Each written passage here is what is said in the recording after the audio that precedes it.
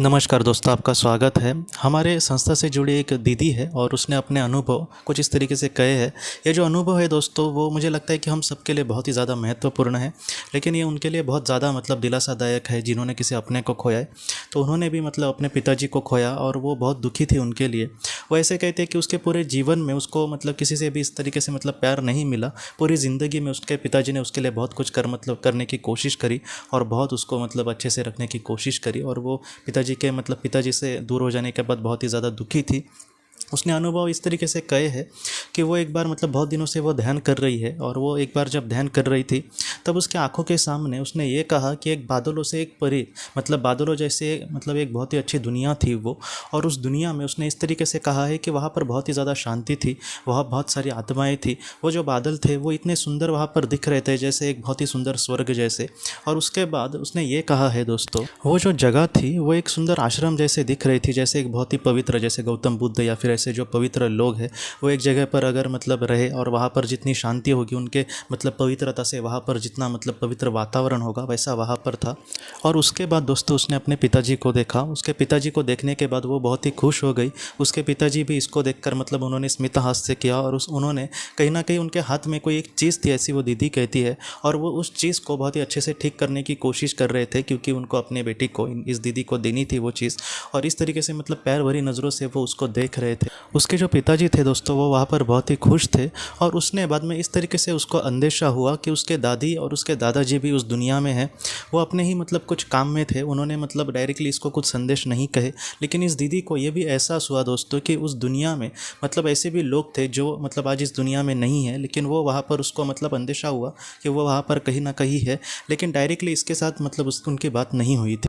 वो दीदी हमसे ये कहती है दोस्तों कि कैसे होता है कि कभी कभी हमारे अपने जो है वो हमारे सपने में ना आए, और उनका जिस तरीके से हमें उनके लिए कुछ करने की इच्छा होती है वो हम उनके लिए कुछ ना कर पाए, तो ऐसे वक्त में हमें ये लगने लगता है कि मुझसे कुछ गलती तो नहीं हुई इसलिए वो हमसे दूर चले गए, या फिर हम उनके लिए कुछ ज़्यादा कर नहीं पाए, हम ये नहीं कह पाए उनको कि हम उनसे बहुत प्यार करते हैं।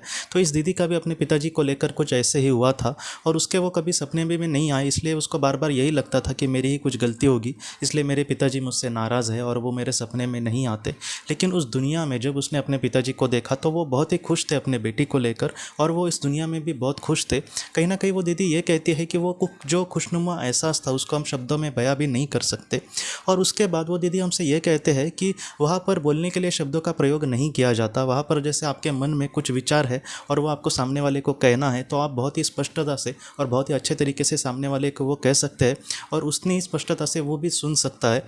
और उस दीदी ने ये भी अधोरेखित किया है दोस्तों कि उस दुनिया में वहाँ पर बहुत सारी आत्माएं थी, लेकिन उसका और पृथ्वी का इस तरीके से अलग एक बात थी, और वो ये थी कि जैसे पृथ्वी पर हम 100 लोगों को एक जगह पर रखें तो वहाँ पर पूरी तरीके से शांति नहीं होगी, वो एक दूसरे से अगर बात करेंगे तो बहुत ही ज़्यादा वहाँ पर शोर थोड़ा सा हो सकता है।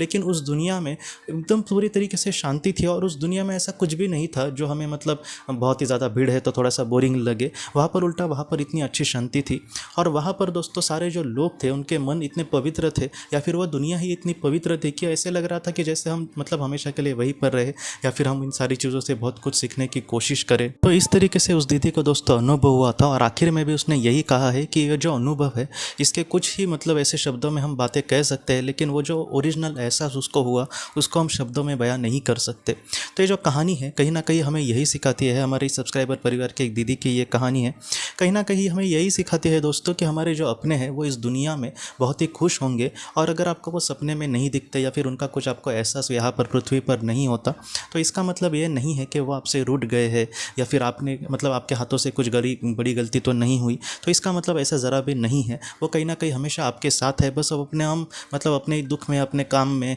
या फिर अपने डिप्रेशन में आजकल ज़्यादातर होते हैं, तो इस वजह से हमें ऐसे लग सकता है। लेकिन आप इन सारी चीज़ों को लेकर ज़रा भी चिंता मत करना, आपके जो अपने हैं दोस्तों वो उस दुनिया में बहुत ही खुश होंगे, और हम भी हमारा जीवन कार्य पूरा होने के बाद उनके साथ साथ वहाँ पर बहुत ही अच्छे से मिल सकते हैं।